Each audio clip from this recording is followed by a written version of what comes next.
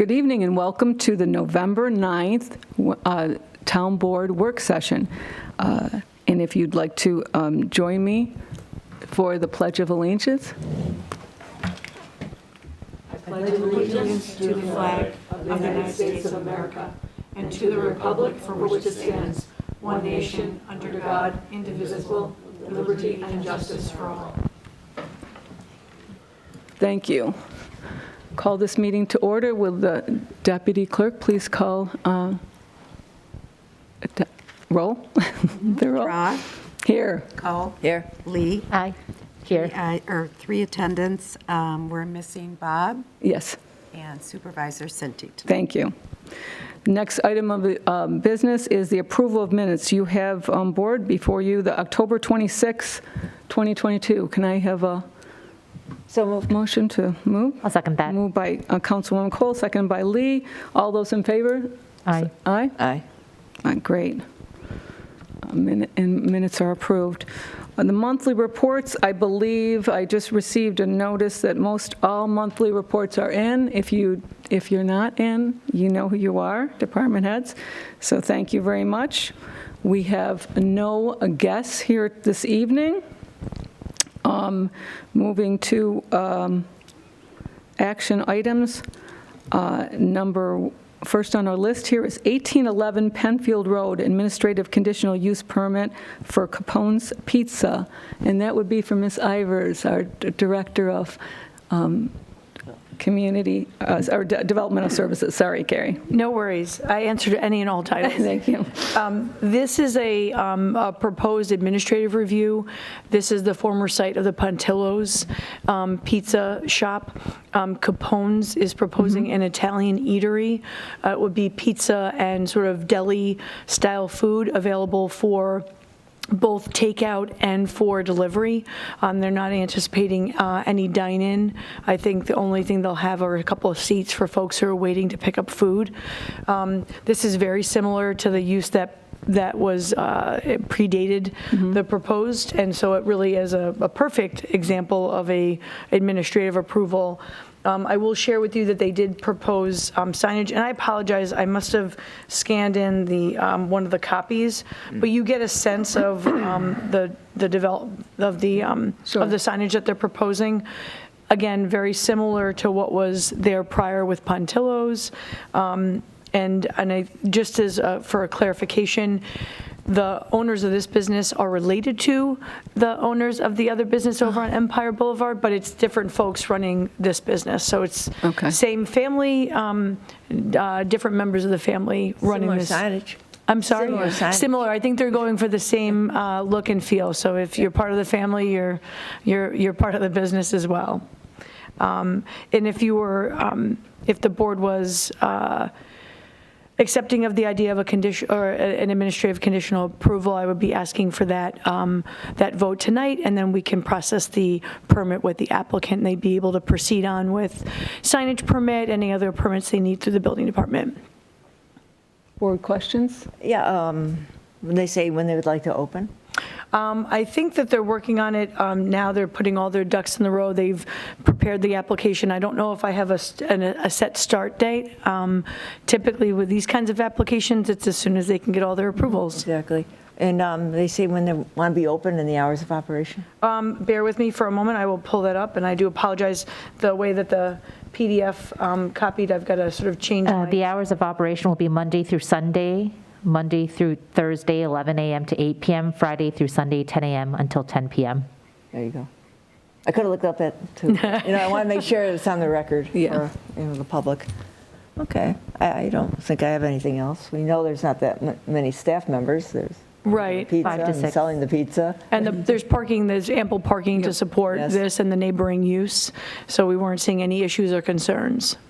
Certainly, I'd Would somebody like to move it? Thank you. Move that we go through the administrative approval to support this application. A second? Sure, Candace? I'll make a second, yeah.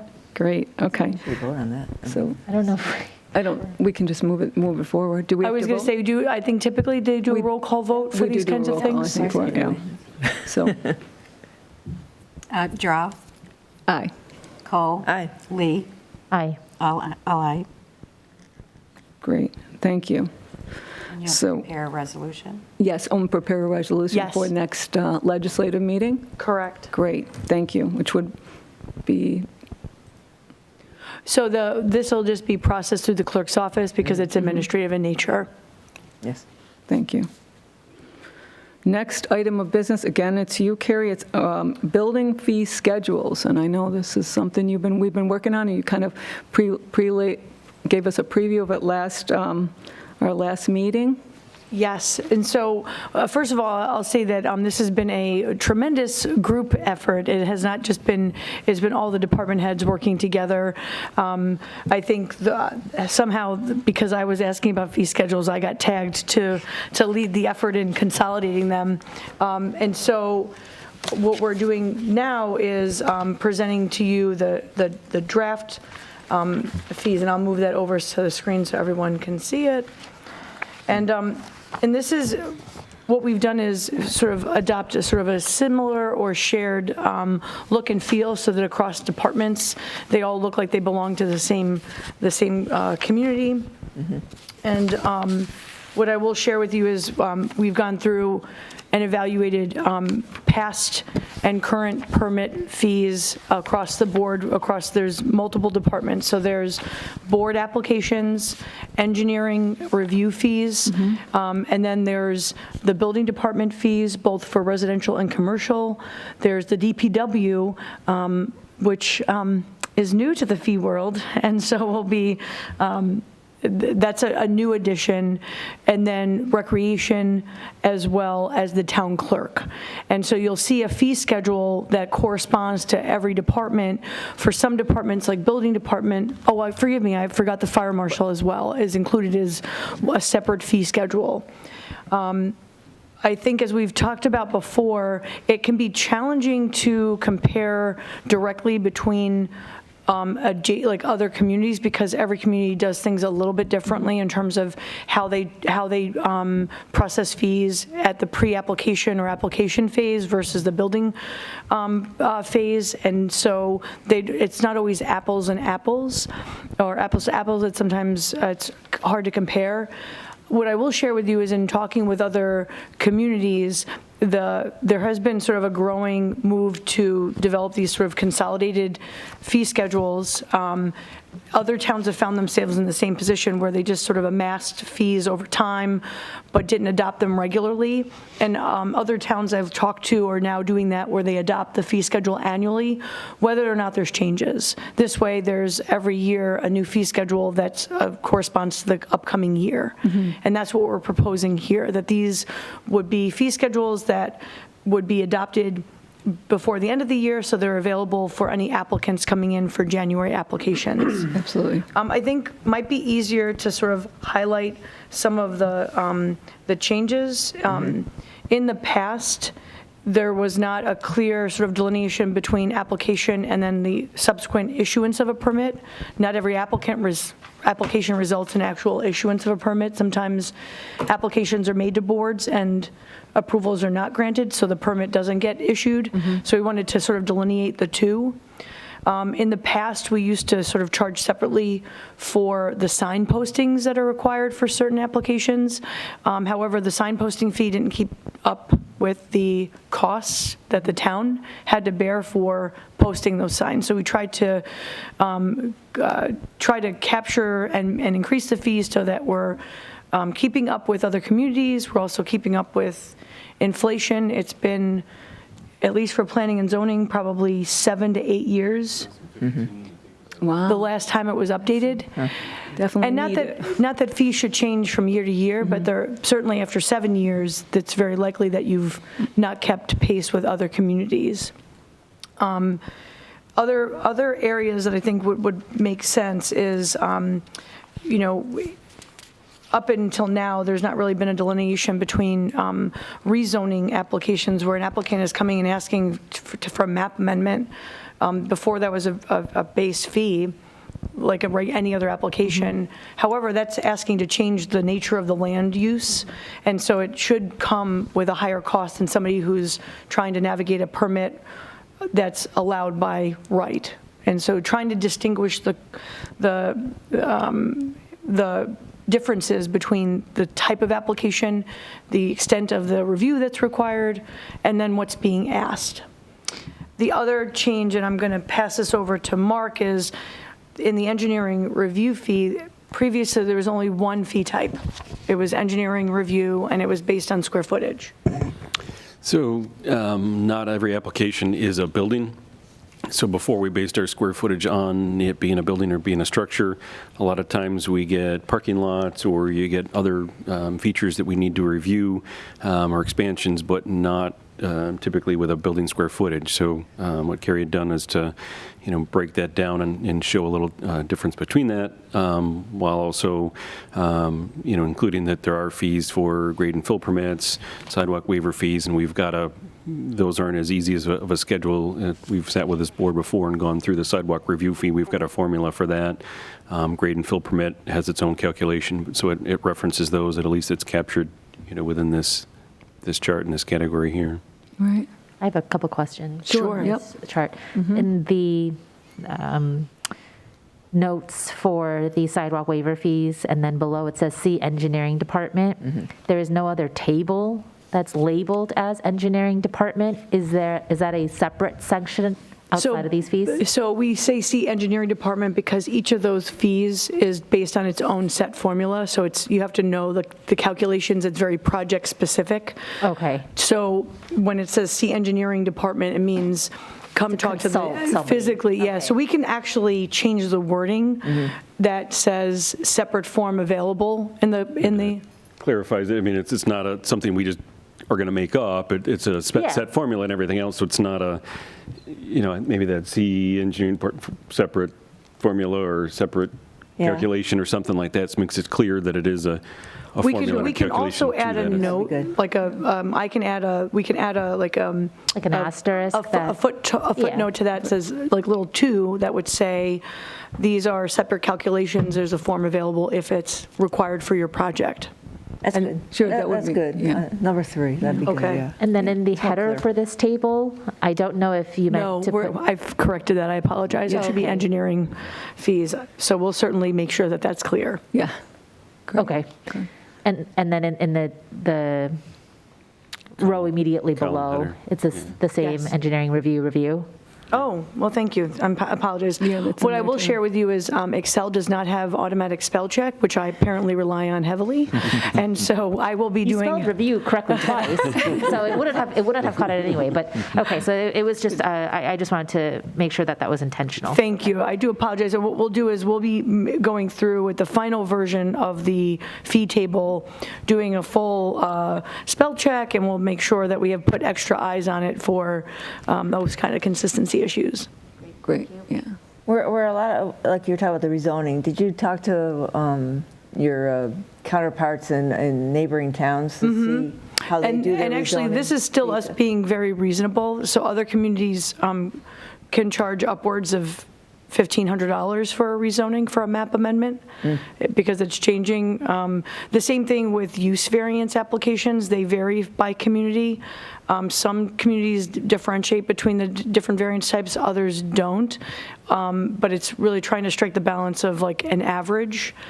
And also, if you're asking for an area variance for like a setback, I need a little bit less room. I have less room than I need for the fence or for the building. Should be different than I'm asking for a use variance so I can put something on my property that I'm not allowed to build by right. Those are two very different requests, but currently under our current fee schedule, those are treated the same. Can I ask a question about that? You just piqued my interest on this particular question about the use variance. Like, here you have a different fee if you're seeking a use variance from a resident. I'm assuming it's based on what the current use is, not what what you're seeking. So if So you could have a situation where you're on a residential lot, but you want a commercial use, for example. So that is a great question. So for a residential lot, if it was seeking a use variance, in most cases, the use variance might be for an accessory structure without the principal structure. right? That might be the use variance typically you see in a residential.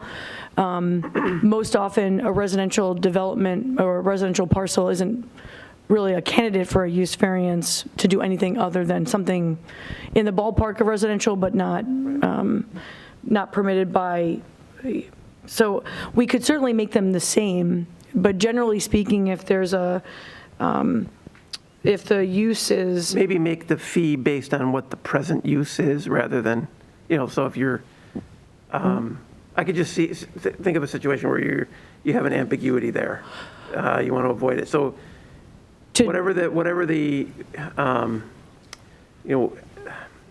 don't know, because you're distinguishing between residential and commercial. I could think of a situation where you could be seeking a commercial use on a residential lot.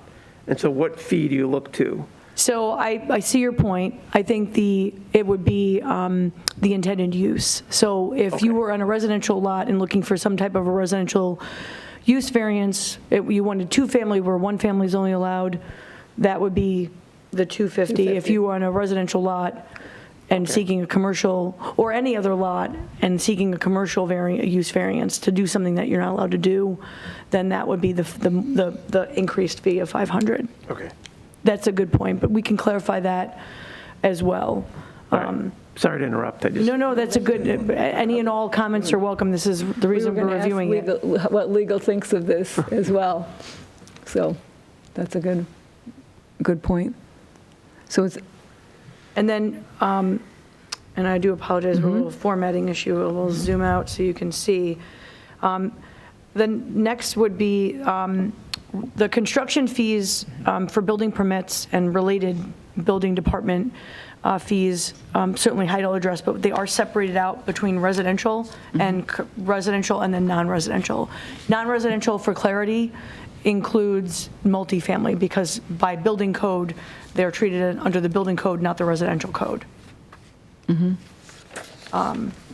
Carrie did a great job in helping us do this, or, low man on the totem pole, low woman on the totem pole, taking on a big project. I thank her, a lot for doing that. A lot of the reason that the building department needed an overhaul is for consistency. There wasn't a lot of consistency in the fee schedule. And then, there's a lot of inspections that we do for new construction, whether it's residential or commercial. So to help offset the cost of the inspectors being out there for, footing inspection, insulation, framing, there's a bunch of different inspections that are needed. So it's cost effective to raise the prices a little bit.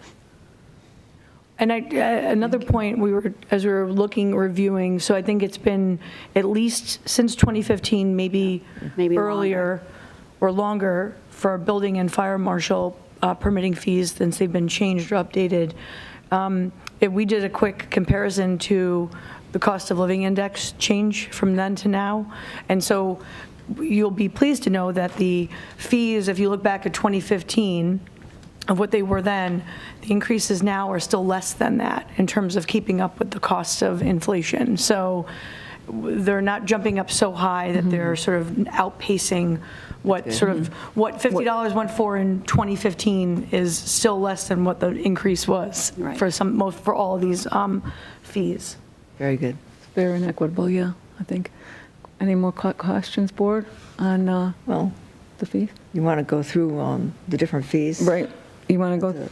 Yeah, so I mean, I other? think for highlights, the one highlight I would say is it certainly references the places where sidewalk fee might be needed. So it's one-stop shopping. So if I'm coming to the building department to build a new house, I see in the list all the various things I might need to be thinking about, whether it's new construction or a remodel.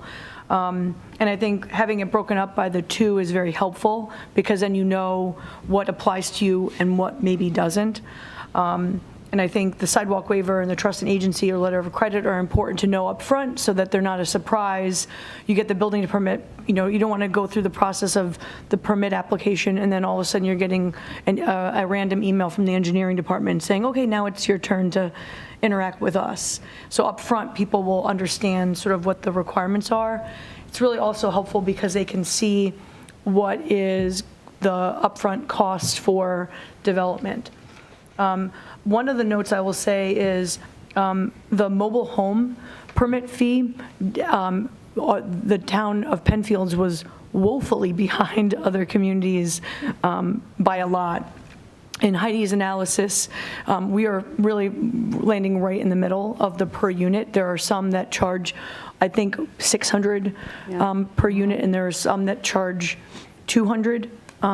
And so this is sort of, or one that was only less than this. And so this is really landing us in the middle, but not at the highest amount. But essentially, it's a new home. So even though people think of a manufactured home, it still needs footer inspection, it still needs Site inspections, Site inspection. demolition. I mean, yeah, there's still a lot of plan review and site inspections to do for these projects. Yeah, so this fee brings the permit fee in line with that. So really, it's trying to right-size the fees based on the level of intensity of review. Yep. You'll note also then the building and construction fees for commercial construction's a little bit different, as it should be. It's larger projects, and I think this is really where one of the things I think we've heard anecdotally is that Penfield, maybe from developers, is that Penfield is one of the cheapest. And that's really not a place when it comes to commercial development that you want to be really more in the middle or in line with others. If we're the best deal in town, that means that maybe we've not kept pace with other communities. As far as, again, the level of intensity, many of these projects takes hours of review for building permits. Again, no major significant changes. I think it was more of a cleaning up and getting everything organized. And just one note, the sewer district hookups, those are determined by the sewer districts. Those are not set by the town. Right. Those are passed through. Right. So the amount that you see here is the amount that the town gets charged anytime a sewer connection is made. So it's really a pass-through fee. Okay. We did clarify the sign permit fees as well, and did bump those up a little bit. They had been $2 a square foot for as long as anyone could remember. So it was a good time Fair to enough, yeah. perhaps update. Good work on that. They were down to dog fees. Yep. Oh, We're down to- yes. I get a discount now? Senior discount? That's news. So, and I know Sue is here to answer any questions on behalf of the clerk's office. The only thing that's changed is the addition of the dog license renewal late fee. Yes. And that's going to be something that would take effect if the renewal has, it's lapsed more than 30 days, that's when that late fee would apply. And so, and that would be the per month per dog. Everything else has remained the same. I don't know anything about a senior discount. I never got one. I do it off the, when I renew for the dogs off the website, and there's nothing there that says you get a discount if you're a senior. So I think that's something new. This is new. I think Oh, it is, yeah. okay, yeah, It is a you- new. Is it? It's not new, and I'll check your license tomorrow. Okay, I'm going to get a discount. Oh, I thought he said Get a rebate for the You past. have to be a certain age. What, so is that age defined? Excuse me? Is that age defined either online or? I don't believe so. I'm not In these- sure.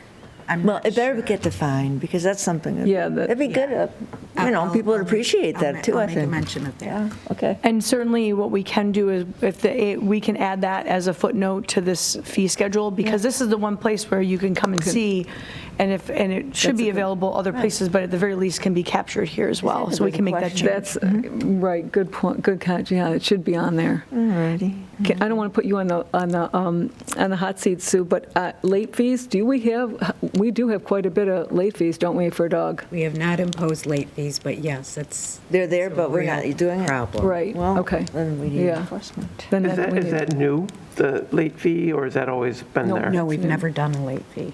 Oh, Oh, so this is new then? This Or- would be a new. Yes, that's a new addition. That will be a new fee. As I know in the past, I know that that's kind of been an issue for code enforcement, where Right. the animal control, there's people that will go for a long time without Yeah. getting their license renewed, and then, so now we've got a little bit of leverage, I think, to Yeah. And get some of them them are, in. believe it or not, like 2 years. It's a Yes, source yeah, of I would question encouragement. that Yes. It's a source of And encouragement. $5 is a very nominal amount I think that's very fair for a late fee. Next up would be Department of Public Works. Okay. Thank you. So formerly, we had actually not charged anything for any right-of-way work permits. So whether it be, driveway replacements, if it's utility work within the right-of-way, either a repair to an existing, replacement of existing, or, if it's installation of new. Looking at surrounding towns, the vast majority, are charging, and most of which even more per permit.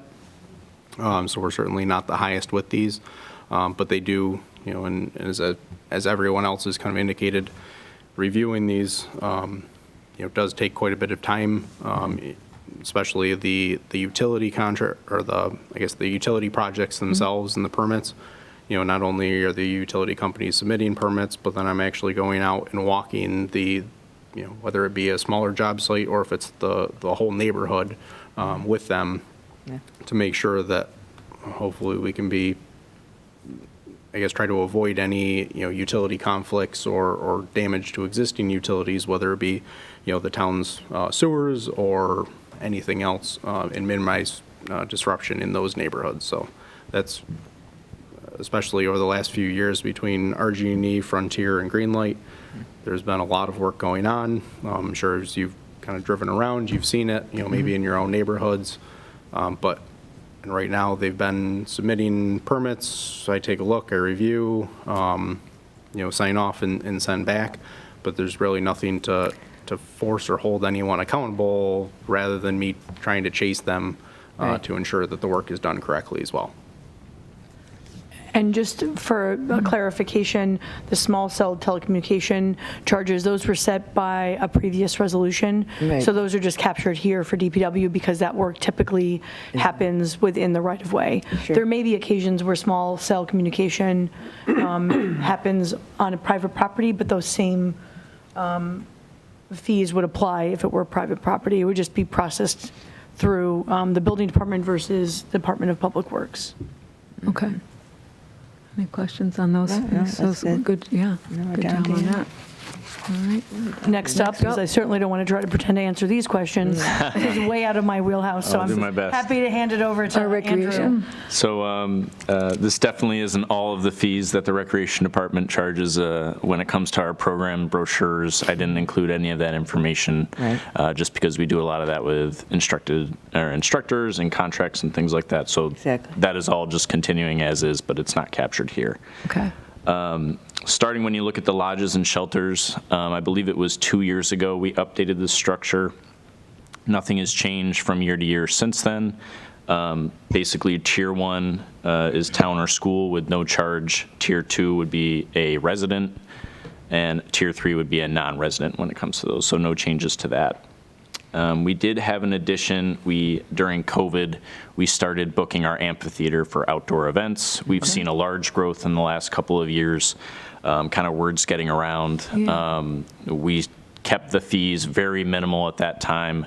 I believe it was $120 to rent that. Now that we've seen more groups come out and use it, a lot of them are asking for electric as well, so we added that fee on there for $100, mainly because it's our equipment, it's our staff that would have to be there kind of for an all-day event. So that's why you see that difference between $100 of electric for the amphitheater and $50 for other events. Okay. Another addition that we had is the park and property event tournament fee. With Shadow Pines and the disc golf course going in, we're kind of trying to capture, what would we charge for an event like that. Right. We also, due to COVID as well, and previous to COVID, there's just a lot of events that take place in parks. Do we charge a group to use a field? Do we charge them to use a parking lot? In the past, it was a lot of gray area. Typically, as long as they got us insurance, we kind of just said, great, have at it. But we have seen that, our town security, there's some work behind that kind of goes along with that. You see the electric there as well for people that need to use our stuff for their equipment. So we just proposed those fees right there, which is $150 for a resident, $300 for a non-resident. We looked at many different things. Other towns, we looked at other The local, like Ellison Park Disc Golf, Right. again, like Carrie alluded to earlier, everybody does it differently. But when we looked at other places, this kind of sits right in the middle of kind of what they would charge for maybe an hourly fee. Ours is per day. So we're thinking, you just book it for the day. If you use it for a couple hours, great, that's your fee. If you use it for the whole day, that's what it is. We're not going to book it for anybody else and kind of get into that. Typically, what we do for our lodges as well, one day. Right. The event vendors that are there, that's what we've been typically charging in the past. I probably will edit that and put town event vendor in front of that because those are town-run events. So events at our amphitheater when we have a food cart or another vendor come in, we charge $50, just flat fee. And then for Independence Day, because there's that much more people, we charge $150 flat. And as you see, the electric's different there because our staff's already on site, kind of with the equipment. And then the last one is already come in front of the board this past summer, the food truck cart. We were a little late for the season. That's not a daily fee, that's a seasonal fee between May and October. It's flat $750, whether you're a resident or a non-resident. We have different locations throughout. So far, I've been contacted since July just by a couple so far. Again, we were already kind of hitting the summer. They were busy enough, so we're hoping that the word gets out and we get a little bit more interest for next year. Right. The hourly fees at the bottom, those tiers are a little bit different because now we're working mainly with community sport teams and groups like that. We look at grass rectangle fields, so soccer, lacrosse, football, and then we look at diamond fields, which would be softball and baseball. We try to keep it as consistent as possible across the board. So tier 1, again, is Penfield Town and School District. There's no charge. It's the same thing for when we use the school fields. Okay.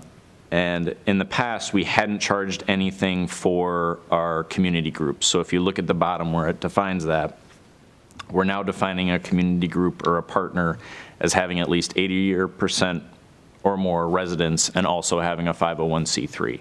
Okay. A lot of other towns and school districts are going that way as well. Defines what a Penfield group is rather than in the past, a Penfield resident would call and say, oh yeah, we're a Penfield team. And then we hear down the line, oh, there's 2 kids on the team that are from Penfield. So this is going to require a little bit more work from the recreation department to gain rosters, but at the same time, it's going to define it and actually show, what teams are community groups and what aren't. Okay. Can I ask you a question? Sure. And it's just as long as you're right there. On the fields, just for for clarification, like that box turf field. So I'm a community group. $10, is it for me for the, is that just for like an hour or the day? Per hour, Per yeah. So hour. everything on the bottom is an hourly fee. Everything is an hour, okay. Yep. Oh, I'm sorry, hourly, it is the hourly fee, everything. So like if I want to do it for the whole day, I've got to, 8 hours, I got to do $80? Is that what I'm, by hour? So the whole day I want it 24 hours, I got to, Correct. And that's, okay. in the past, we hadn't booked for Okay. practices. It was only games. So we're looking to continue that. It's still going to be practice, first come, first serve. Tim, the parks foreman, and I kind of have our seasonal meetings with the groups to say, hey, like the town will be lining this field for this sort of a sport. Great. So we're already kind of defining, hey, if you're a lacrosse team, you're not going to be able to participate on this field because it's lined for soccer. So though, we do separate some of that stuff that way. Okay. But yes, we are moving to an hourly fee structure. I will say, though, at the very bottom where we have an asterisk, Tim and I typically over the last couple of years, we work with our community sport groups because in the past we weren't charging field use fees. If we had equipment needs, like, I believe this past year we had to order 4 more soccer goals. It was a little bit out of the town's budget as all of our money goes into lining those fields and other maintenance requirements. So typically we ask those teams to do it, and that was kind of their field use fee for the year. Understood. We're still planning on having that sort of a relationship. So if our Penfield sport teams, I believe this year we're going to have another 3 to 4 goals that are needed to be replaced. We'll say, hey, if you can pay for those, you'll get, the spring, summer season where we don't charge you that hourly rate. Understood. So again, we're just trying to make sure that we're offsetting our fees of what we need for equipment and not really, trying to go and scrape the bottom of the barrel for money for these teams. Yes. Understood. Plus, we also want to give time for them. This is going to be new. They already start in the summer to advertise for winter. So they would need to know this fee structure back in like April. So we're trying to keep that consistency for now, just with that equipment type stuff needs. And then finally, just for those hourly fee structures, we also have a field lining fee that we would apply, and that's $25. And that's really just for, like I said, Tim and I usually meet in the beginning of the year and say, the town's going to line these fields for that. That's not a field lining fee that we charge for those teams. It would just be if a team comes in and says, oh no, I need this specific lining and we don't already offer it, we would line extra on that field. Due to the extra paint and the work hours for that, we would charge the $25. And that's just a flat fee. Andy, just for clarification, that $25 would be per field, correct? Correct, yep. So if Anytime they've got a tournament with 10 fields, it's not $25 for all 10 fields versus Correct. someone that wants one. Per field, yeah. Okay, thank you. Yeah, thank you.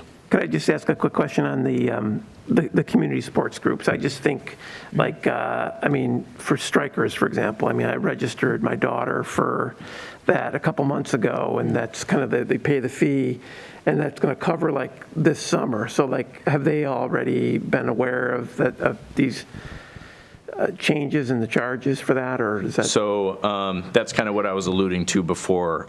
We didn't have an actual dollar amount. We did have an idea of what it would be, and we had mentioned that to them. And because of that, we've been working with the school district as well to kind of be on the same page with some of these fees. So we said, hey, once we confirm everything, we'll send it to you. When I spoke to them over the past couple weeks saying, hey, this is going to go in front of the board, this is what we're planning for next year, that's when I got that feedback of we needed to know this back in April. So that's why we're still trying to do that asterisk of, hey, we'll charge you for these goals like you would have done in the past anyways, to offset. They'd probably pay a lot more in hourly fees rather than the equipment fees we would charge, just as a flat fee to cover those. Oh, okay, so that's like what the asterisk is there, that's what you mean by that, okay. And that's again, to kind of do that for the next couple of years, because Tim and I are working to kind of get all of our equipment up to kind of par. Once we get to that point, then it'll be like, hey, we're just going to do the hourly fees, but we don't plan, because we're kind of right in the middle of everywhere else, school and town-wise in the area, we're hoping that we don't have to change these fees for quite some time, and they can plan for that accordingly. Thank you. Sounds I have fair. a couple questions. You said residents are tier 2? Correct, and that's just because the tier 1 would be considered like the town Yep, and the no. school. So, yep, I can see that in the footnotes. I don't see that it's clear that residents are categorized as tier 2. I read the footnote as only community groups. I don't know what a partner means. I think when I was doing the tiers, I was just associating that with the hourly fees at the bottom. I'll clarify at the top that I'll include resident for that when it comes to those top fees that are flat fees. Okay. So And yeah, then- those bottom tiers, I guess, are more just associated with the hourly fees based No, on community sport groups. The footnotes are at the top half of the spreadsheet, so. So that's a formatting issue on my part. Okay. Andy had provided his table in a slightly different format. I Okay. tried to rearrange everything so it was consistent. We can correct that. and so Okay, because that it just doesn't say resident anywhere, so I want Yeah, it it to be does. clear that Sure. residents are going to be tier 2, and for use of these courts, like pickleball courts, there is going to be a fee for usage in line with other recreational fields. So just so that it's clear for That's residents. for reservation of the courts, like to Yeah, reserve the yeah. court. So Correct. again, it doesn't say resident anywhere, so just trying to make that clear for persons. Yeah, it makes And then- sense. Can we change that on tier 2? Could we change that to go residents, comma, community group or partner? So I think what Yeah, I think that's probably the easiest one, yeah. Yeah. Well, That whatever makes it sense. is, people just need to know that Yeah. they are not going Yeah. to be tier 1, Gotcha. essentially. And then you said that it's a flat fee for lodges. I wondered as to the rationale for that, especially if they're renting for, a 2-hour birthday party, since Penfield doesn't have so many lodges. I wonder if it's worth thinking about putting a time limit on it so that persons who rent it in the morning can use it, and then persons who want to use it in the evening can use it as well. I think I'll probably have Eric chime in, just in some of the conversations I've had with our facility staff when it comes to cleaning those and making sure that trash is removed. I think that's where we've stuck with that daily reservation for that. It seems to work. Granted, I totally understand that we are overflow and our lodges do book up very quickly. I think because of, we're right in the middle of where the fees are, and I do think we have wonderful lodges and amenities that we offer, but I believe that's kind of the main reason. If we get into hourly for handing out keys and things like that, it gets pretty So wild. not hourly, I'm saying chunks of time, so making it a flat fee for like a 4-hour rental or a 6-hour rental. I don't know if it's something worth considering. I mean, right now, we've been doing them that you've got it for the entire day, whether you want it for 2 hours for, like, I guess a child's birthday, if you want it for the entire day for, a company, party or graduation. Understanding that, someone that's using it for 2 hours compared to someone that's using it for the entire day, that it kind of seems like a lot per hour. I guess from a facility standpoint, we don't have staffing, at least on the weekends. We only have staffing kind of in the mornings into the early afternoon anyway. We don't have anyone kind of on in the evenings right now. So it would be difficult if we're going to try to have multiple people per day. It would be, because we were kind of on call for emergencies only in the evening. It'd be difficult to be able to, if there was going to be someone in, renting it in the morning and then someone different in the afternoon, that may cause some difficulties on our end.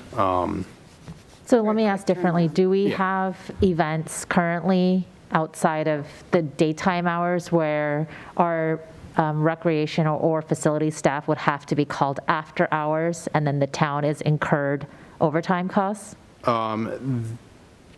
Typically, no.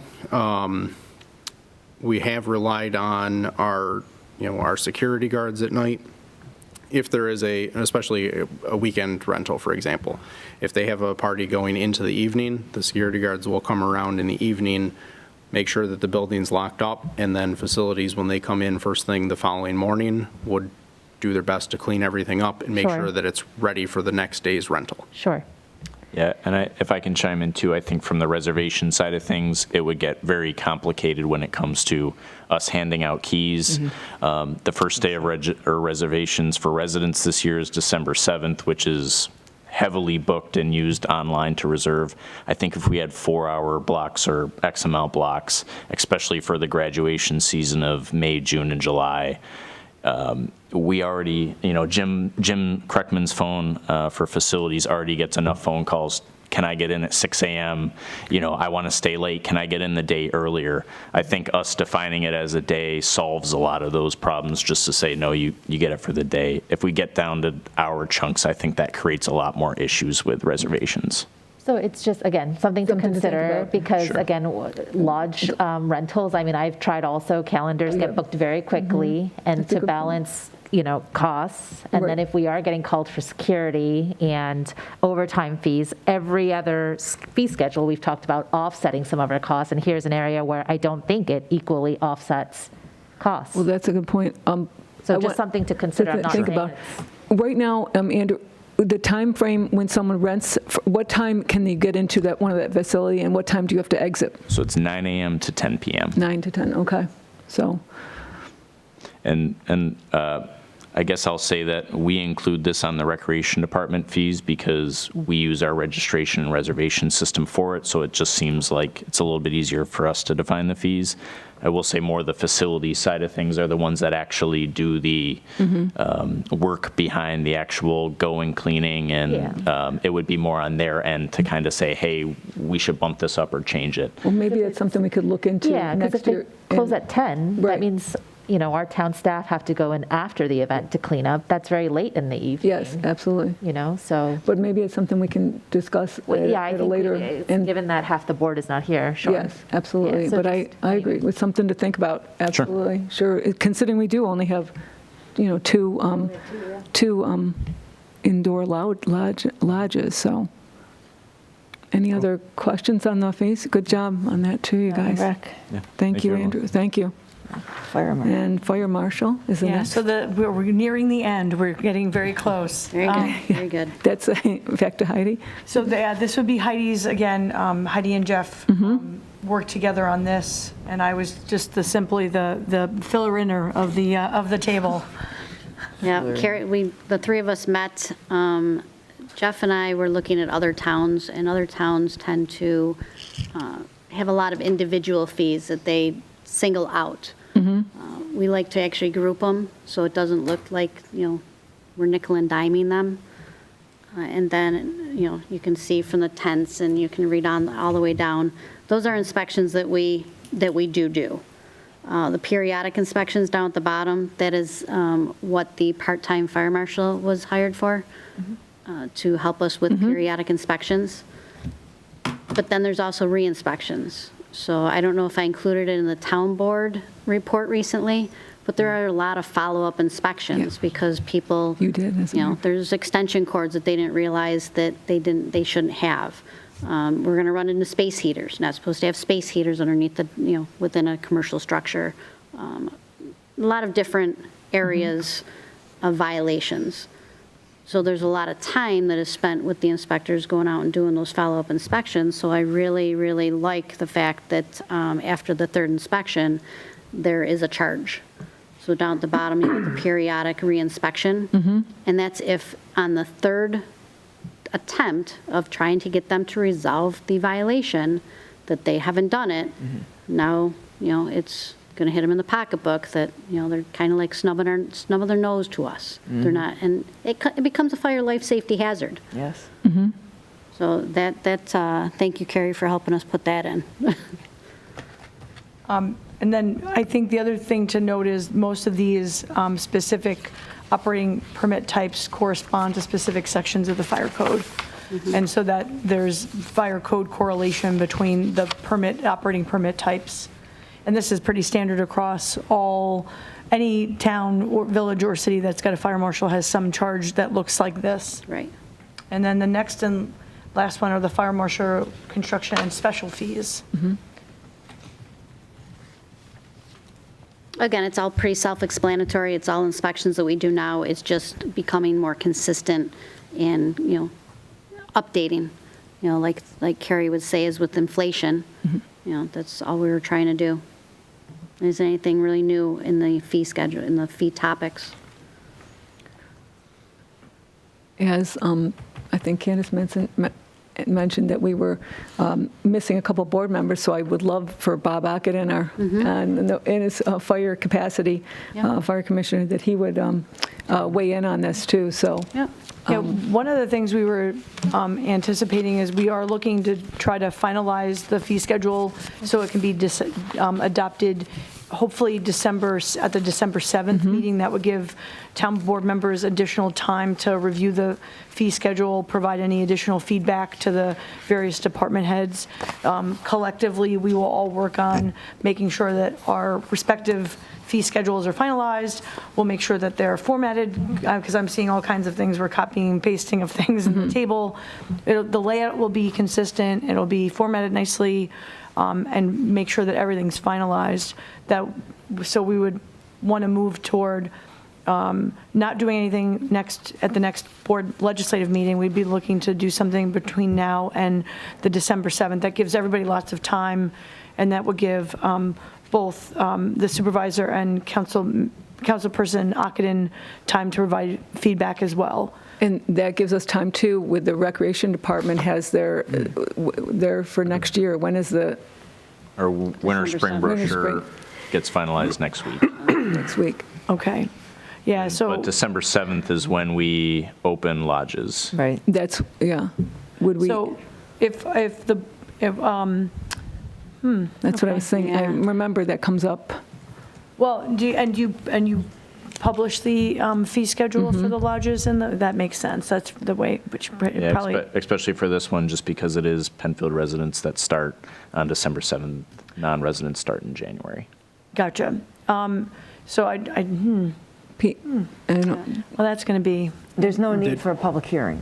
there's no need for a public hearing. The town board has the ability to set fee schedule, and there's no need for. Yeah. So if yeah. we were all here now, we could have set it for it could get on the agenda next week if you rushed all the changes, but because we don't have a full So board to agree. one thing to consider is if the board wants to just, I mean, we talked about doing it in a consolidated way. We can still have a consolidated list of schedules. If you want to bring the recreation fees back and have those adopted at next week's town board meeting, that might be That might be the, a That good- actually, I that would. like that idea. How do you feel about that, Candace? I'm just trying to look to see if online it says, fees are subject to change, or if they have to be set for, Yeah, I mean, in our recreation brochure, on our registration page, it says all fees are subject to change. Oh, so so what it gives you, us some flexibility. yeah, sure. right. So, I mean, you can either take the recreation fee and adopt that table at next week's meeting if you want to try to reach some conclusion on. Yeah, what- the only piece that's in there, I'll say, is the lodges and open shelters. That's the Yeah. only thing we actually define the fees. All the other fees, we don't put into the brochure And are they changing? necessarily. What was that? Are they changing? The- Are they changing? They're adding to the brochure. No, the do you lodges mean? and everything. The lodges are staying the same from the last 2 years. Well, in that case, But if a new structure comes into play, they wouldn't be in the brochure, but they could be subject to change, but. it sounds to me that we don't need to do that. We can wait. Because what you're saying, we don't have a new structure in place now. And if this is the same, Those have been, so we brought that in front of I brought that in front of the board, Yeah. I believe it was 2021. So Right. this will be the third year that we've had these. We used to have, I think, 24 or 30, if I recall, different fees. Right. There was separate fees for the weekend, separate fees, and we just decided that it was better to consolidate. We've seen a much, much better response from residents and non-residents when they're reserving to understand these fees. right, so as the recreation director, would you rather have this put forward next week and just get it over with? Or do you feel that this is, I fit think it's into what working. we're- I think it's something that we could totally look into. I don't know if it's something I would say we would want to change right away, just because people are, used to these fees and know December's coming up. I do know, like Carrie said, we're going to look at this on an annual level. Yes. So it might be something that would give us time to look in for next year. right, but they're not And we could come confused. up with some different ideas, yeah. We're talking about your rec brochure. The rec brochure comes out and everything, and It just has you the want to be, It certainly makes it easier if we keep it the same way it's been the last 2 years, as we're a week away from finalizing the brochure and it being mailed out. so in that case, And that's what this you- fee schedule could wait, it could all go together. Yours is part of this, you're saying? No, I Yes? think he's saying the opposite, Linda. Right. He's saying that he Nothing's would changed. like, Okay. He would like this fee schedule to stay as it is Correct. right now. But are you saying, did I understand you to say that the only thing that's published in the rec brochure is the lodge fees? Correct. And they're And not changing. what's in the proposed fee schedule is the same as what they have been for the lodge fees? Is that right, or? Correct, There's no yeah. change The in lodges and the proposed. shelters are the same. The other stuff was Yeah. added, like we I were know trying what to you're saying. consolidate everything. But that wouldn't be in the brochure anyways, that other stuff? The other stuff, So correct. you could not So do that's why the anything? lodges aren't changing from what it used to be. So you don't Okay. have to do anything tonight Okay. or next week, because the fees, even if you were to adopt it, that's what it is, the lodge And it was fees. approved, Sounds like good. I said, back in 2021 when we, Okay. Gary, I think you got your answer. We're good. Yeah, so can- it sounds like the town board previously approved the fee structure for the lodges as they've been shown in this table. Yes. So it's not like there's any changes being proposed. If Andrew is coming forward and changing, like increasing the fee Right. for the lodge, then that would be problematic. We wouldn't want to Right. publish it without the Okay. town board's approval prior to that. agreed. So are we in consensus that we're going to continue with the fee schedule as it is currently? Any subsequent changes we might make? And even though we're saying we're going to visit them on an annual basis, there's nothing to say that 6 months they from now, could've- you could yeah. say, you know what, the fee schedule, we need to make a change in advance of December. Oh, Pardon me, Mark, I'm knocking into your microphone. This could always be revisited 3 months from now if you wanted to anticipate for the summer season next year. I think for recreation, we would have to take it at a different cadence because of these sports sign up. It has to be fair for parents signing up. So I think for sure we should revisit it at a different cadence. But I think Carrie's asking if we bring this at a later work session or ledge session, because we wanted to hear from Bob on the fire marshal fees and these sorts of things. But the recreation department needs to get some type of action or approval prior to the December 7th published date. So we're trying to. I think actually because the fees for those two things haven't been proposed to be changed, there's past town board resolution that says this is the fee. Yeah, So I think we're okay. we can wait on that. Forward, as long as we're not making any changes. Okay. So we don't have, okay. Sorry to make it complicated. Agree? No, that's good. No, now that are we all clear? Yeah. Good. I hope so. Good on that? Okay. So we'll wait and hold this then for, So I think what we would like to do is we'll circulate among the town board members the updated and some of the revisions that we talked about tonight. That'll happen before the end of this week. You'll have plenty of time to review it. And if my expectation would be that we're ready to present to you in final form with a resolution the fee schedule that for adoption on the 7th. We don't have another work session in between now and then. No. And then we don't have another legislative meeting in December in order to adopt the fee schedule. So what we would be doing is posting that. We could post the final form out on the website. Right. So that people in the public have an opportunity to see it, along with the town board to review it as well prior to adoption, if that's a suitable Yes. approach. good. Okay. Good. Thank you, Carrie. Thank you all the department heads too for all your work ongoing on this. So thanks. We need a motion. A motion to move this, I think a motion to prepare the to final, prepare the final in document. advance of the December 7th. Okay, so moved. Candace? And Second. There you go. Moved by Candace and seconded by Linda to prepare the document for December 7th. Thank you. So we're good on that. Thank you all. You going to vote? Oh, I'm sorry, the vote. Sorry. Drawe. Call. Aye. Sorry. Kohl. Aye. Lee. Aye. 3 ayes. Thank you. So next is on the agenda here is DPW equipment. Mr. Tait is here for us. All right, thank you. I'm actually going to have Tim Masterton come join me. Thank you. Well, he comes up, just to give you a little, I guess, kind of summary of what we're looking to do. Over the past 2 years, as we've prepared the town budgets, one of the, I guess, biggest components of at least the DPW budget is our equipment. With that said, given material shortages, labor issues, we've been running into difficulty obtaining equipment, in particular, our pickup trucks. We actually had, within the Parks Department, we had a pickup truck budgeted last year. By the time we put, our bid through, we got numbers, we awarded to a contract, or to a vendor for that, placed the order was accepted, and 3 weeks later, the manufacturer of that vehicle sent a letter saying, thanks, but we've actually rescinded the order, and we're not building you that truck. We did carry that money over to this year, hoping that we'd be able to buy it this year. Unfortunately, that didn't happen either. The build windows were open for a matter of hours on one given day, and in speaking with other towns, I know some of which that were able to get kind of orders in were rejected. So we're still kind of having a difficulty with that.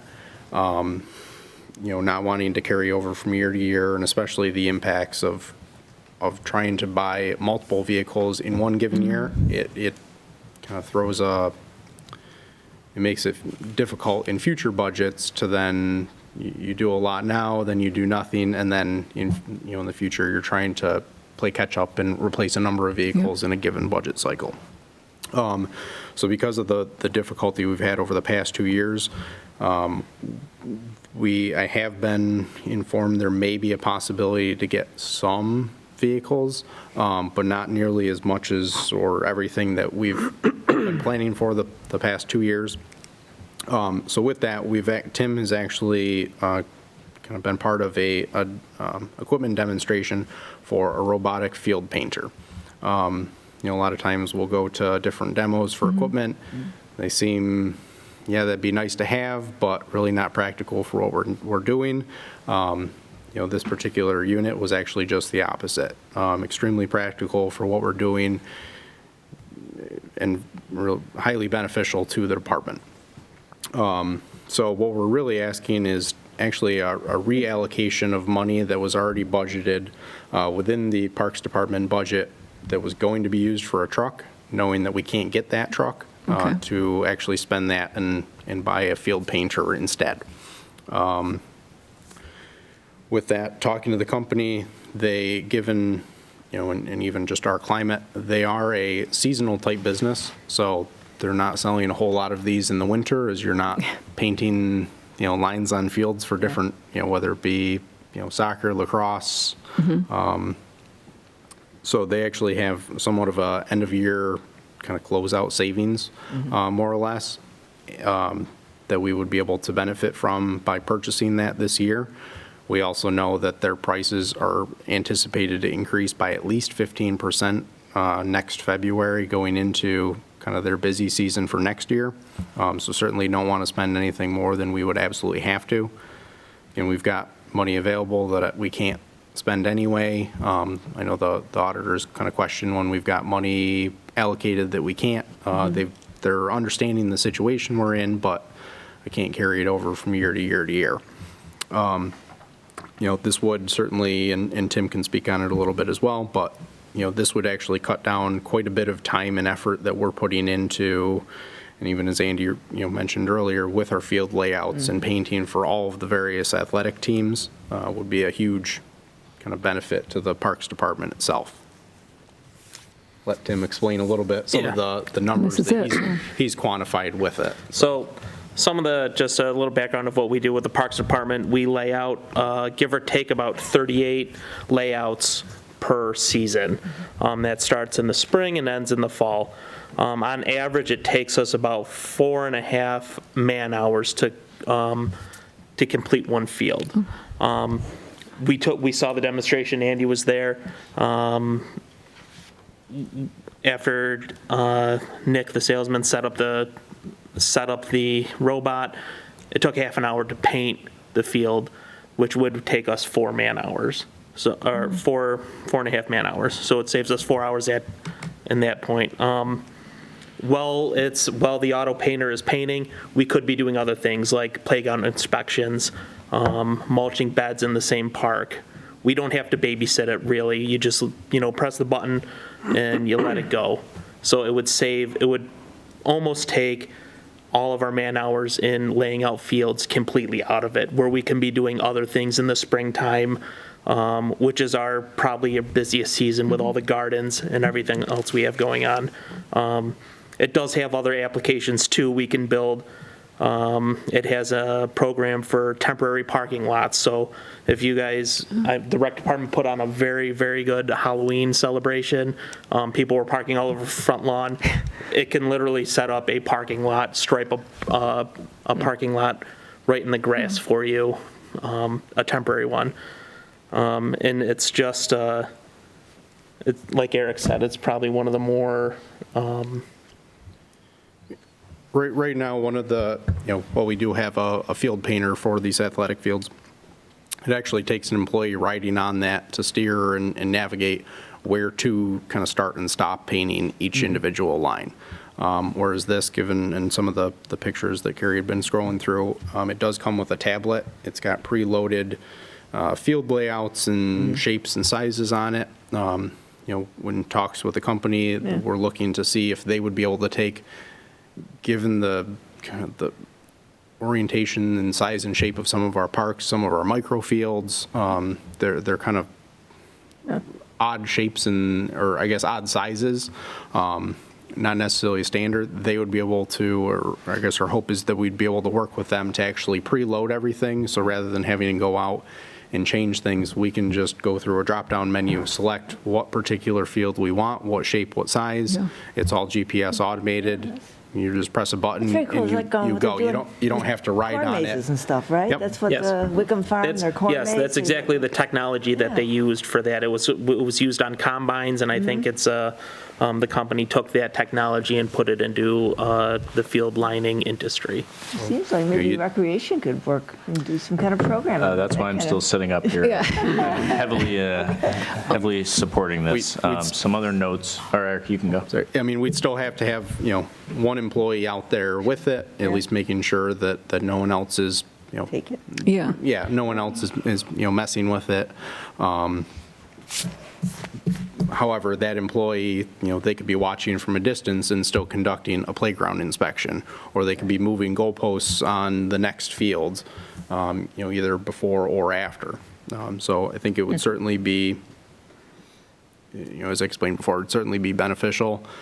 One of the things, and it actually was brought up earlier, someone made a comment about, the idea of government is doing more with less. This in itself does exactly that.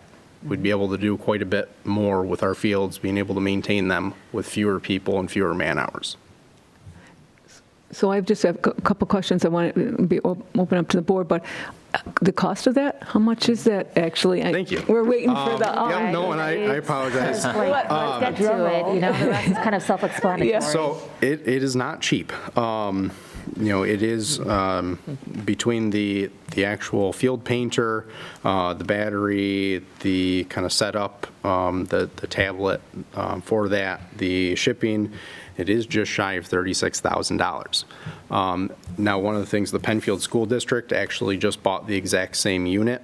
So one of the things, in the event that there was anything that ever went wrong with it, the fact that they have one, and if we were to get one too, we could borrow theirs in the event of need. We could loan them ours and kind of work together, whether that be through some type of intermunicipal agreement, just to help one another out. And I understand it's a lot of money, and given we do have if we'd be giving up one of the trucks that we had. And the cost slated. of one of the trucks. Trucks, was? yeah. So the money that I had for the truck was a little, or just shy of $41,000. So it's about I've got, It's like a 5,000 delta. Yeah, Yeah. yeah.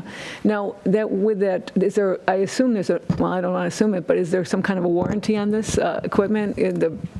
there is. The- I don't have the I mean, I don't- exact length in front of me right now, but Part of the Tim may have it. part of the service agreement is there is a warranty on the tablet, and there's software updates for that, and Yeah. they could troubleshoot that. That's part of the software agreement yearly. It would be paid yearly, and I believe there is like a 1-year warranty on the actual machine. What's the use in terms of longevity? They were saying 7 to 8 years, I believe.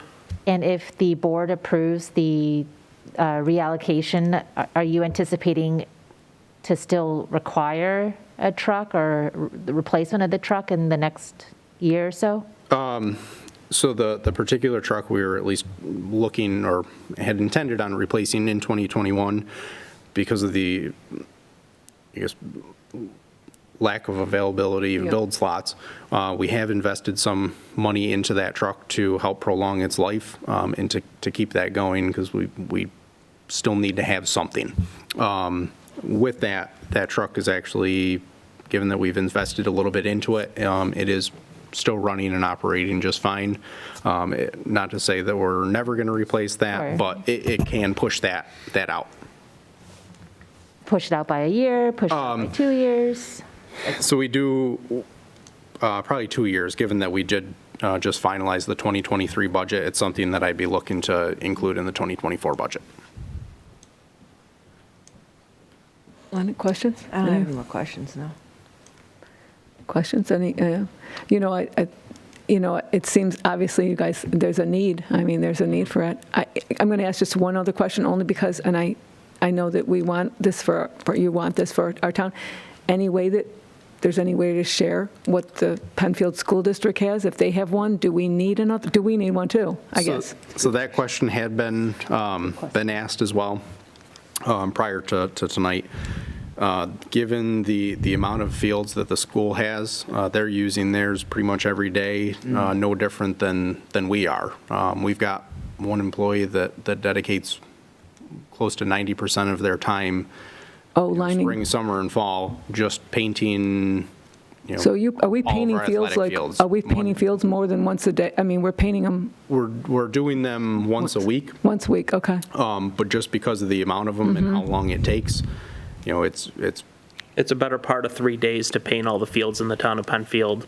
We usually start on a Wednesday, and hopefully they get it wrapped up by, Thursday and sometimes into Friday, depending on the season. Oh, okay. And if I could add too, Sure.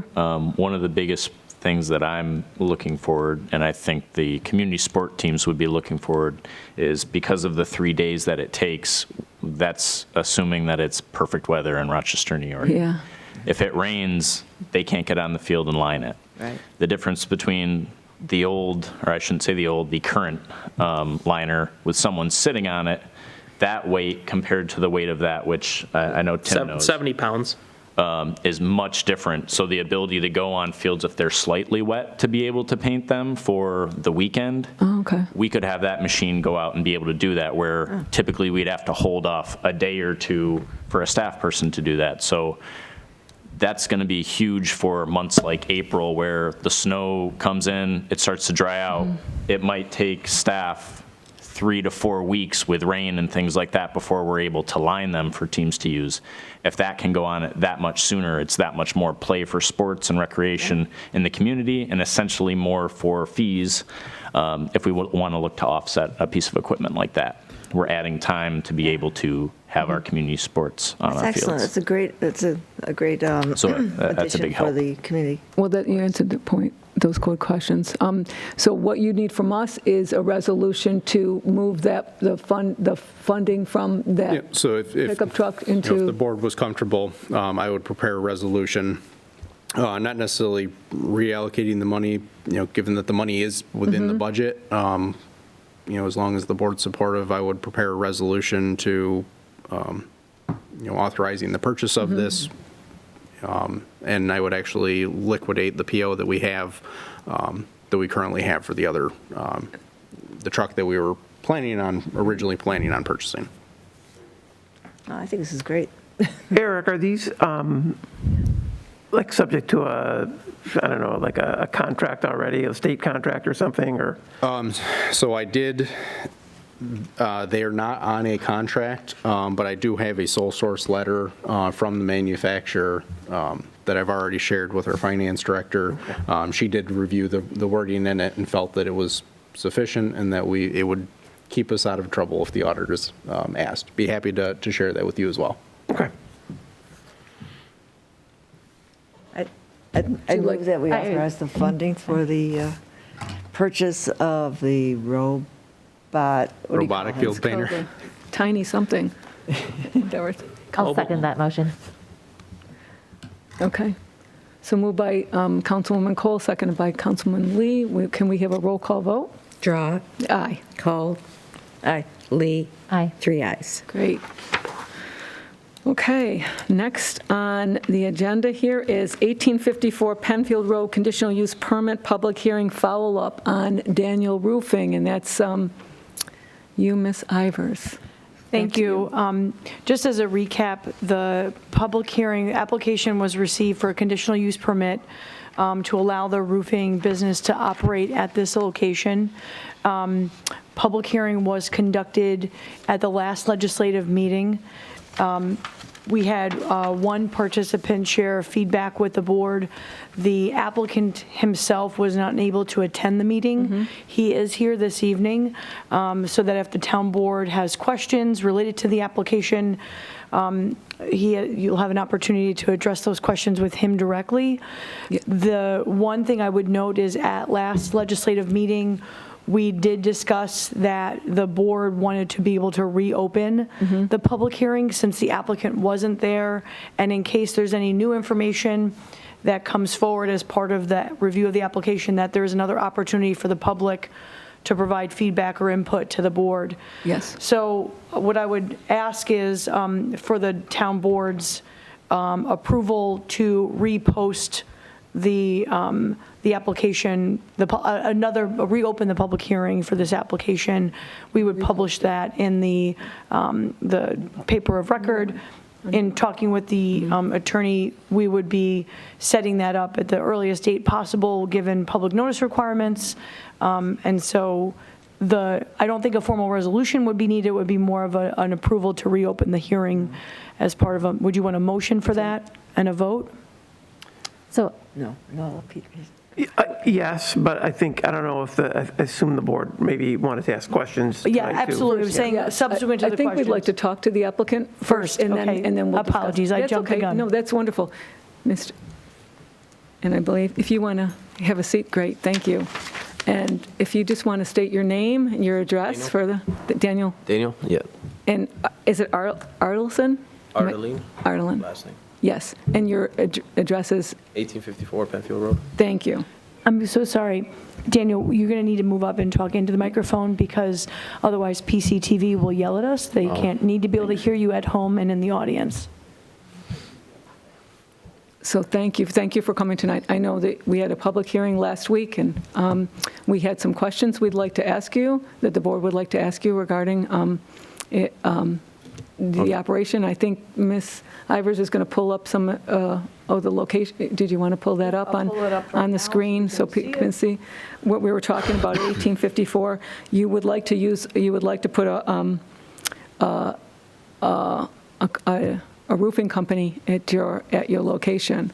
Is that correct? Yeah, I mean, I used to live in Greece, and I would operate from Greece, and then I moved to this house.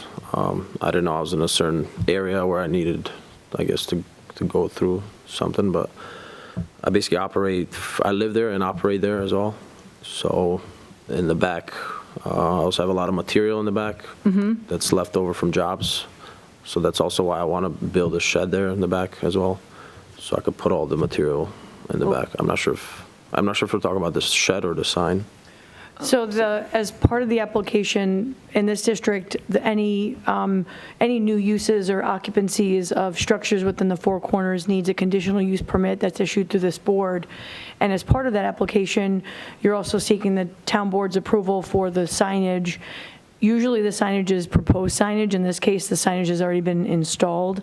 And so we'd be looking for the town board's okay with the signage as it's been erected, or if you needed changes or wanted changes to what's been installed, I'll pull that up for you shortly. And then the applicant, as part of their conditional use permit, is asking for permission to construct a shed. And I've got details for that as well, and I'll bring that up for you as well. Okay. And I'm just going to call up, that's the aerial you can see of it, and here is a sort of a street view of the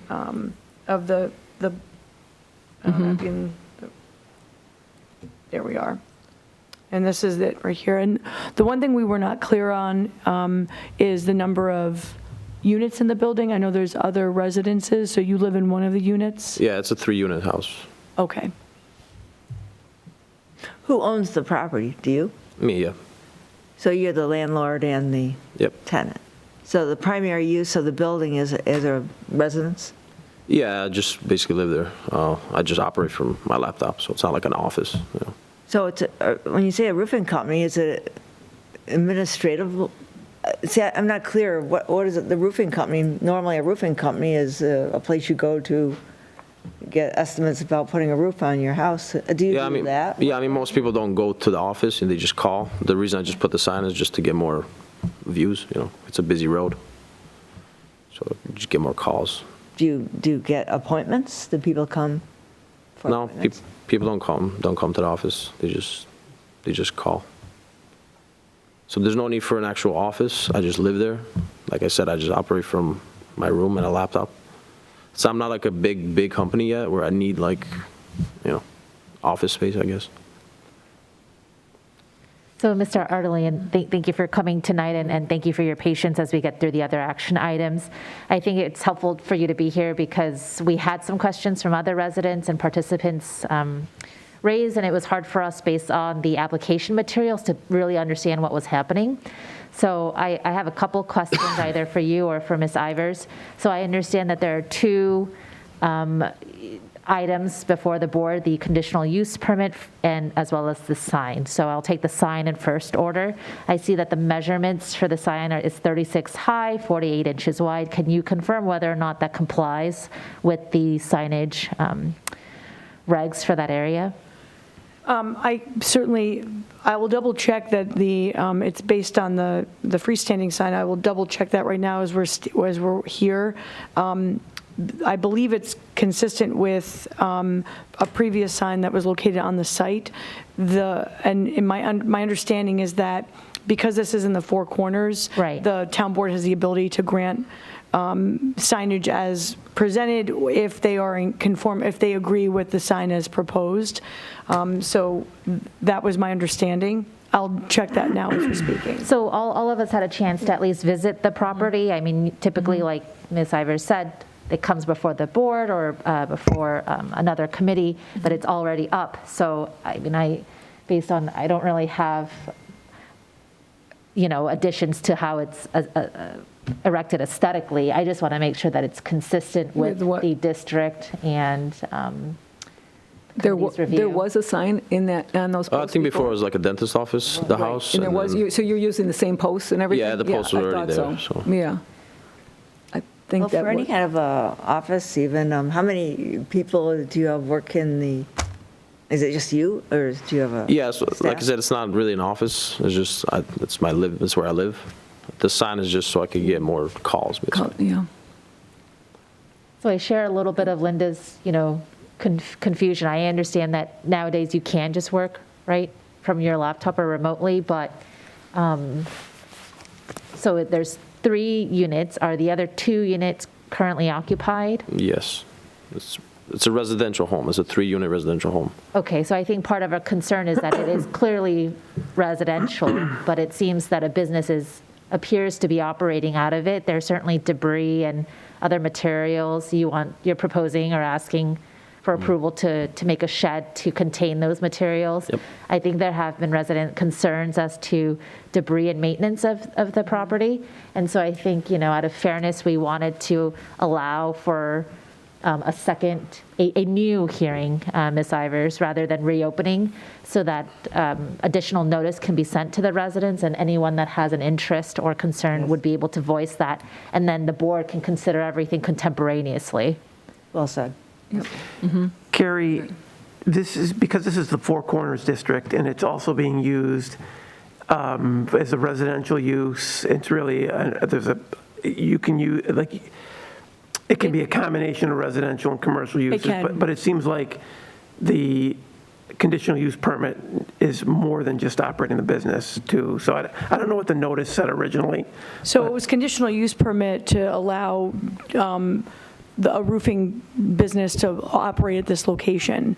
So if the applicant had just come in, bought the property and moved in, and it was his residence and continued to be the residence, there'd be no issue, and you really wouldn't need a new conditional use permit. It's because there's a commercial sign out in front of the property advertising a business that sort of similar to, I guess I would compare it to the piano lessons over on 5 Mile. If they bought the home, they were living in it as a residence, it was because he wanted to advertise and operate and have a piano lessons in the home in a studio space. So there was a service being offered, and signage was going to be associated with it. So it's similar in that respect. I think the signage and the store, and clearly, I think the storage of materials for a roofing business would need to be addressed and brought indoors. That's not consistent with the Four Corners district in terms of outdoor storage of materials. I think also, if you look at other businesses in the Four Corners, the storage of commercial vehicles like large trucks or Yes, sir. other equipment might be something that the board would want to address and get some clarification on. And I think we've seen that with other businesses in the Four Corners, that they're living in the house as well as they do run a business out of it, but they do have contained their building materials. And I think that's something that we need to address, in this application. So I think that if you have other questions for Daniel, otherwise I would propose that we schedule another public hearing Okay. for this application. And would somebody like to? Yeah, I would make the motion. Second. Thank you. Great. So can we have a roll call vote on that? Drawe, Aye. Kohl, Aye. Lee, Aye, thank you. 3 ayes. So what we'll do is we'll be having another public hearing on this. At that time, we'll open that up so that anybody else that would like to speak to this can. Hopefully that you will, maybe in the meantime, have your,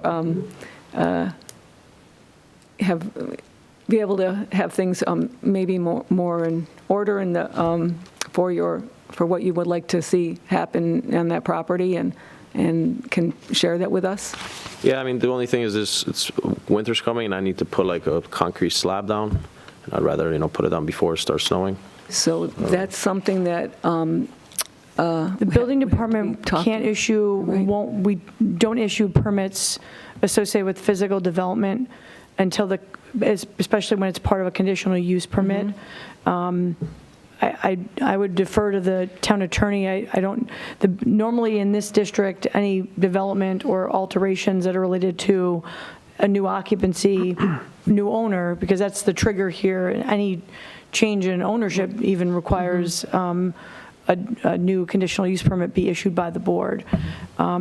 And because there's physical alteration being proposed, I don't know that there's a way to move forward with a building permit here. I don't think so. Yeah. I would say that, the town board, I think Carrie will work to schedule the hearing at the earliest possible time. Yep. Right. I think you should be prepared to come and give a presentation about, why you're entitled to the conditional use permit. You should take a look at the zoning code, in particular the Four Corners district and what's permitted, the requirements for a conditional use permit, and come and be prepared to make that presentation. And then the board will have more questions, and members of the public will also likely have comments. Do you have any questions now?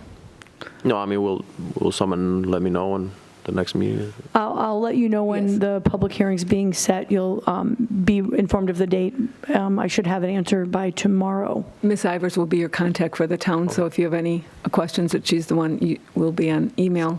Call in. Is that fair enough? Yep. Sounds good? Okay. Thank you very much. Thanks for coming No tonight, though, problem. and Thank telling you. us. Thank you. Okay. Next item on the agenda is 1801 Penfield Road, site plan approval for a building addition to the chiropractic office. Carrie, this is also you. Yes, it is. So we've received an application. This was a site that had received previously a conditional use permit to operate a chiropractic office. Right. They've been in the process of renovating the building to accommodate that new use. The owner of the property had approached us as staff asking about the potential to add an addition onto the building. They did come to us as a guest at the project review committee, the PRC committee, where staff were able to review the proposed alteration. So this would be a sort of a singular room addition that would allow space for physical therapy activities, and typically those kinds of activities are happening in a large open room, and the current configuration of the building is sort of a mix of, sort of smaller spaces that are conducive for offices for Do you have that? chiropractic. You could pull it up? I can. Hold on Yeah, one moment, thank I'll you, so pull we it up can for you. refresh us on that. Now, this is the property, there's a sign out there, say, coming soon. Yeah, I believe so. So this will give you a sense of what's being proposed. So the existing building is here, and the proposed addition, multi-purpose room is here. There Penfield was, Road is where? oh, forgive me, Penfield Road is out Way out here. here, yes. If we can That's way in the- get a way in sense the of back, that. yeah. I know that. And then Mott's Landing is behind here as Behind it, well, right. and there's parking, a large parking lot, and I'll Yes. pull that up in an aerial form as well. There had been a garage on site, and initially I think they anticipated they could renovate the garage to serve that purpose room. Unfortunately, they determined that the garage was beyond repair, and so they actually obtained the demolition permit required to remove the garage. So That was the red garage. that, so what they're looking for, so what I'm looking for would be a resolution to accept the application and set a public hearing. Yeah, no, absolutely. I'll make that motion. Okay. Second. Good. All right. Perfect. Okay. Moved by Councilwoman Lee, seconded by Kohl. Can we have a roll call vote on that? Drawe. Aye. Kohl. Aye. Lee. Aye. 3 ayes. Good, 3 ayes. Thank you. Next one. Next is Children at Play sign request on Penfield Center Road. Mr. Valentine, and this is part of transportation. That It was is. when I was one of my committees. So we had received a request at the Transportation Committee for child at play signs. There are some new homes on Penfield Center Road, and we've looked at child at play signs in the past as a change in or a transition from what would be a rural road and then into more of a condensed residential area. So I know we get requests for them a lot at transportation, especially in subdivisions. People want a child at play sign. Our normal answer is you're coming off of Main Road, you're entering a subdivision, entering a neighborhood. There is the clear expectation that there will be children at play. There are families. This is not a cut-through street. It's a subdivision neighborhood. This particular location on Penfield Center, and I've kind of shown approximate location where the signs would be, if you can see on the screen in yellow. Carrie's highlighting those. So coming and approaching from either direction, and it doesn't show in this aerial just because it's a little dated. There are 2 new homes that recently gone in right above where it says Penfield Center. It says 1410 in the middle. There are 2 new homes out there in that area. So this is an area where it appears to make more sense as you're driving down a country road. You're feeling it's, the homes sit back from the road, and then also you come into an area where the homes sit closer to the road. There may be kids close to the road, balls going in the road, something else. So just to kind of bring drivers' attention that there may be something in that area. So they'd come before our committee twice. We'd done traffic counts out there subsequent to that. And then at the transportation meeting on October 18th, it was the recommendation of the Transportation Committee to have those signs installed. Being a recommendationary committee, it's up to this board here to authorize those to be installed, and then it would be up to Eric and the DPW to go out and put those in. Those homes really have turned over, and there's little kids. There's a lot of little toys out there now. So, and that's I've been up and down Penfield Center a lot. So I think it's a good use of a children at play signs. So. Okay. Well, based on your recommendations from the Transportation Committee, I move that we agree to install the children at play signs on Penfield Center Road. I'll second that. Second. Okay. Moved by Linda. Councilwoman Kohl, seconded by Lee. Do I need a vote, really a vote on it? We probably should do a resolution to Okay, memorialize resolution, it. yeah. So we'll have the resolution, and then it'll be on the record that, Yeah. When and why those signs were installed. Yes. It'd be a resolution, and I can help put that together, similar to what we've done in the past. It's the establishment of a traffic control device. Yes. Great. Okay. Thank you, Mr. Tait. So roll call vote there. Drawe. Aye. Kohl. Aye. Lee. Aye. 3 ayes. Thank you, Sue. Thank you, Sue. Passes. Okay. And our next is a request for a home harmless agreement at 16 Dumais Lane with Mr. Valentine. So this one, Ms. Barg, our building inspector, has been working with the homeowners. So Dumais Lane is off of Old Penfield Road, the new development Stafford Park. So that she was approached by the homeowners in building their new home. There's a short backyard, so it's lot number 4 that's showing up on this map, and I kind of highlighted. The highlighting will show up in a second, show where that storm sewer runs along their backyard. So being a short backyard, they would like to fence it. So their lot 4, I kind of highlighted just over where the pipe is. So they're looking to install a fence within our storm sewer easement. They have acknowledged what the intent of a hold harmless agreement is if we have to get in to maintain the pipe. They've also acknowledged that they're intending to install the fence 2 feet off of our pipeline.